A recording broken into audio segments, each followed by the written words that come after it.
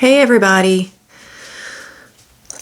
I wanted to go back over a few things, and actually what I was going to talk about today was something totally different than what I'm actually going to talk about.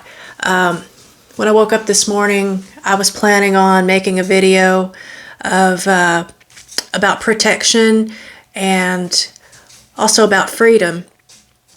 God had other ideas. And so I'm going to talk about something totally different. And it goes back to something that I mentioned the other day. We talked about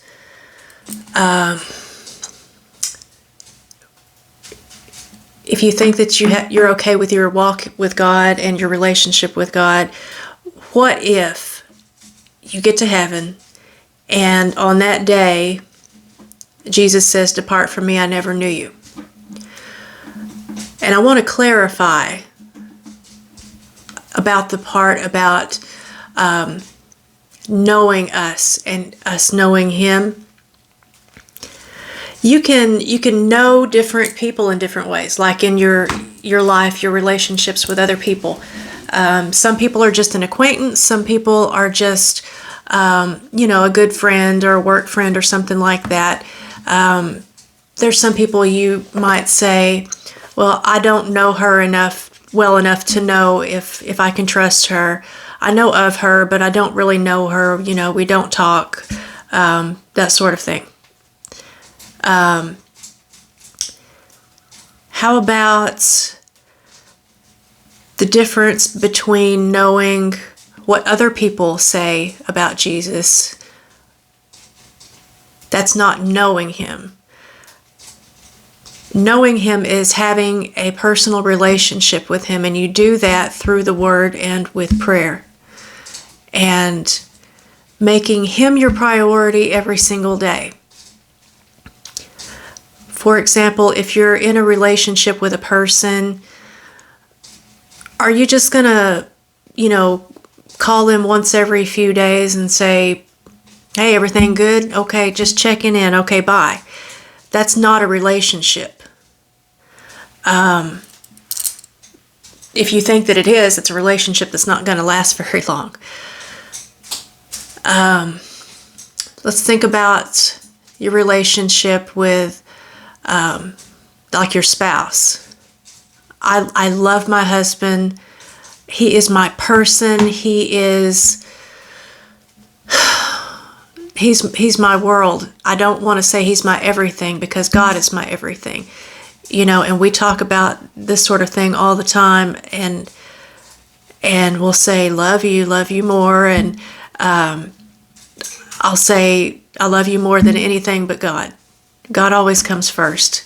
And so that's the kind of relationship that you can have with, like your spouse.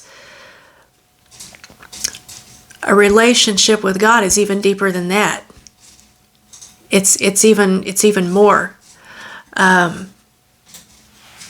It's not just going to God when you need something, or when there's a problem, or as a last resort, or an emergency. I mean, yes, we can still always go to God when we have things happen. He wants us to, but He wants us to come to Him when things are good too. And you don't want to be just a bare minimum Christian. And you want it to be more than that. I mean, yes, you can still, I would imagine the thief on the cross that asked Jesus when He was being crucified to remember Him, I'm sure that he didn't have a whole lot of time to get to know God. But yet, he didn't go to church, he didn't get baptized, he didn't do all the things. So he didn't have a whole lot of time to get to know God, but still yet, Jesus said, "This day you'll be with me in paradise." So I'm not saying that I'm not being a gatekeeper here, is what I'm trying to say. What I'm trying to say is I want more. I want more. I want more of God. I want more of His Word. I want more understanding. I want a deeper and more personal relationship. And I told you that the other day, that even though right now I am at a better place with God than I have ever been, as far as knowing Him better, leaning on Him, I have learned His faithfulness. I've learned His provision. I've seen His power. I know Him now better than I have ever. I still want more. I still want the relationship to be deeper. And I think that that's the goal. That should be the goal for all of us, to hold ourselves to a higher standard and not just be a basic Christian or a I know just enough to get me by Christian, or just a what did I say earlier? Basic and just good enough. I don't want to be just good enough, and I don't want to ever reach the place where I say I know enough. That's a dangerous place to be. And not worrying about your relationship with God, taking it for granted, saying it's good enough and it's where it needs to be. I think that's a dangerous place too. And I don't want to be in a dangerous place. I want more. And I told you the other day that, I say know me. When I tell God know me, I mean it in the same sense as David in Psalm 139. I think it's Psalm 139. I mean it in that sense. Know me, search me, and see what you need to change, and change me. Because, that is where you come to know God, during the hard times. I mean, we all go to God, most of us, or we should, when in the hard times. We need to also remember to go to Him in the good times also, and to always praise God, because there's a lot of power there. But in the hard times, it's where you come to know Him. Yes, Psalms 139. O Lord, Thou hast searched me and known me. Thou knowest my downsitting and my uprising. Thou understandest my thoughts afar off. And this is long, and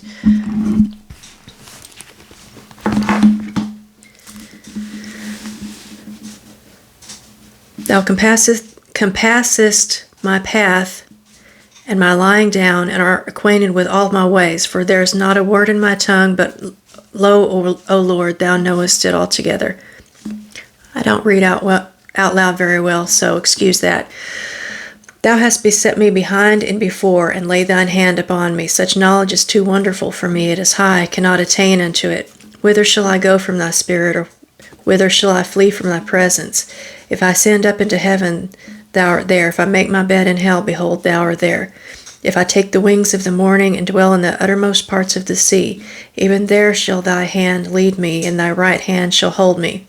If I say, surely the darkness shall cover me, even the night shall be light about me. Yea, the darkness hideth not from Thee, but the night shineth as the day. The darkness and the light are both alike to Thee. For Thou hast possessed my reins. Thou hast covered me in my mother's womb. I will praise Thee, for I am fearfully and wonderfully made. Marvelous are Thy works, and that my soul knoweth right well. My substance was not hid from Thee when I was made in secret, and curiously wrought in the lowest parts of the earth. Thine eyes did see my substance, yet being unperfect, and in Thy book all my members were written, which in continuance were fashioned, as yet there was none of them. How precious also are Thy thoughts unto me, O God! How great is the sum of them! If I should count them, they are more in number than the sand. When I wake, I'm still with Thee. Surely Thou wilt slay the wicked, O God. Depart from me, therefore, ye bloody men. For they speak against Thee wickedly, and Thine enemies take Thy name in vain. Do not I hate them, O Lord, that hate Thee? Am not I grieved with those that rise up against thee? I hate them with perfect hatred. I count them mine enemies. Now this part here, all of this, David has already said, God, you know me. You have searched me. You know me. And yet he ends with this. Search me, O God, and know my heart. Try me and know my thoughts, and see if there be any wicked way in me, and lead me in the way everlasting. That's the kind of relationship I want with God, that says, I know you know me, you have searched me, you know me inside and out better than anyone else, and you have molded me and shaped me and fashioned me, and keep doing it. That's the kind of relationship that I want with God and that I strive to have. And, like I said, I don't want to just, I know of God. I want to know him. And I want him to know me, because you don't want to hear, like I said the other day, you don't want to hear, when you get to heaven, depart from me, I never knew you. You could probably be a Christian. You could probably be just I know's just enough to get me by kind of Christian, and think that you're doing okay, and then to find out on that day that you're not. I think that there's a lot of lukewarm Christians that probably think they're doing okay, and that's not good enough. God wants more than that. He wants all of you. He doesn't want... I saw a meme, put it this way.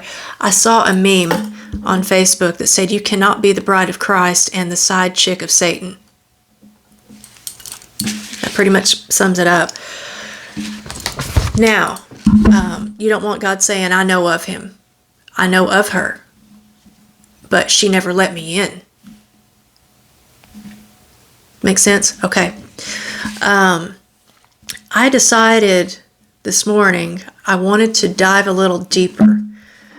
And I wanted to look at the Greek and Hebrew translations of the word know, K-N-O-W, know. I want to get into it a little bit deeper, but for now, I think I've got what I need to show you. 1 Corinthians 13:12. Let's take this one first. For now we see through a glass darkly, but then face to face. Now I know in part, but then I shall know, even as I am known. Okay, there are 3 knows in there. So there's a different word. Okay, now I know in part. That is understanding that there is a lot more to know. I know what I am capable of knowing now, but it's at a basic level. I guess that's what I'm trying to say. The word for this, and I'm not gonna pronounce this right. Ginosko. In Greek, to learn, to know, come to know, get a knowledge of, perceive, feel, to become known, understand, to know, to become acquainted with. Okay, so that's like at surface level.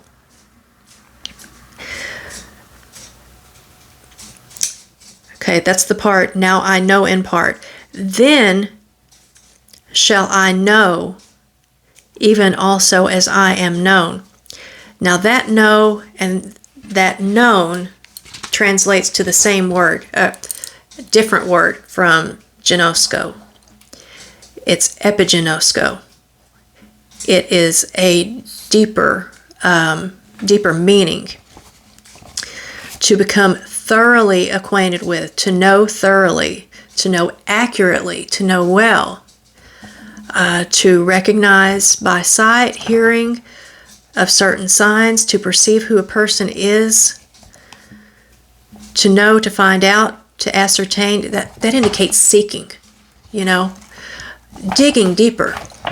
To become thoroughly acquainted with, to know thoroughly, to recognize. I already said that. Okay, so those two are the same. And what this is saying is, right now we only know so much. We can only comprehend so much on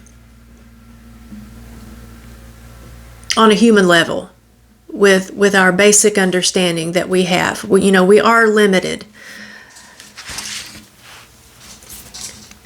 For now we see through a glass darkly, but then face to face. It's like not having the clear picture.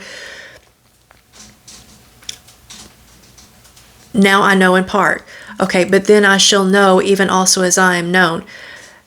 We will know Christ even on the same level and depth that He knows us. And that's what we're striving for. That's what we're striving for. And just for fun,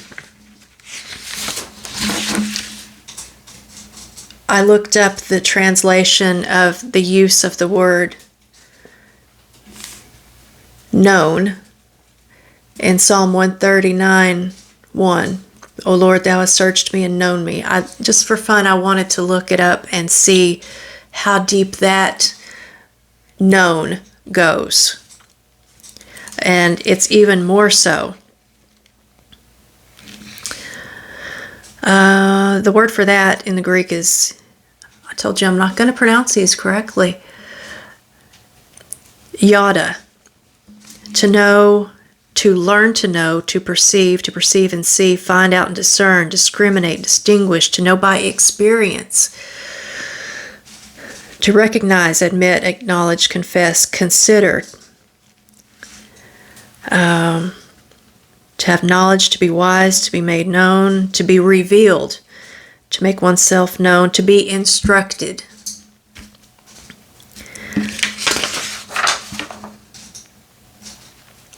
To make known, declare, to make oneself known, to reveal oneself. So it's fun looking at the different translations of the word know and known, because I think we all know God on a different level, and some people deeper than others. And I'm not saying that I know God deeper than anybody else. No, I strive to know Him more and more every day, and He knows me more and more every day because I let Him in, because I trust Him more and more every day. And that's the way that it should be, and it should be that way every day, all the days of our life. There's not an end point. There's not a place where you say, okay, I've arrived and it's good enough.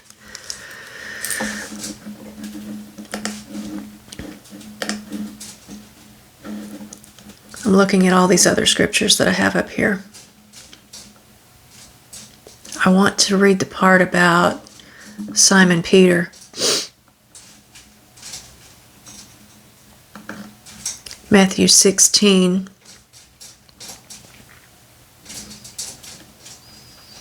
Let's start with, he's asking the disciples, who do the people say that I am? And some say John the Baptist, some Elias, and some Jeremiah, or one of the prophets. And he said, but who do ye say that I am? And Simon Peter answered and said, Thou art the Christ, the Son of the living God. And Jesus answered and said unto him, Blessed art thou, Simon Barjona, for flesh and blood hath not revealed it unto thee, but my Father which is in heaven. Simon Peter got it. He got it. He understood who God is. He knew who God is. That's the goal in life. That's it. To know Him and to make Him known. Everything in this life is a lesson. Everything in this life is also a test. All of it, every bit of it. And to me, that's the goal in life, to know Him and make Him known. that is, you've got to have a vision in life. You've got to have a goal, and you have to understand how important it is, and we're not here just to be playing around.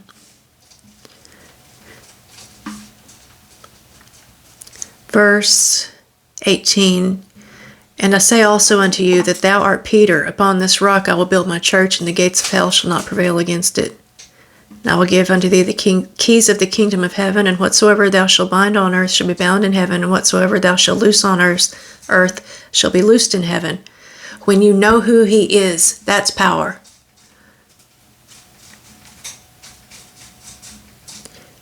And the gates of hell will not prevail against you. When you know who he is. It's important. It's very, very important. Jeremiah 1:5, before I formed thee in the belly, I knew thee, and before thou camest out of the womb, I sanctified thee and ordained thee a prophet unto the nations. God knew us before we even were born, and he knew what we would do. He knew how stupid we would be. He knew all the mistakes that we would make. And yet he died for us anyway, and called us and said, hey, I have a purpose for you.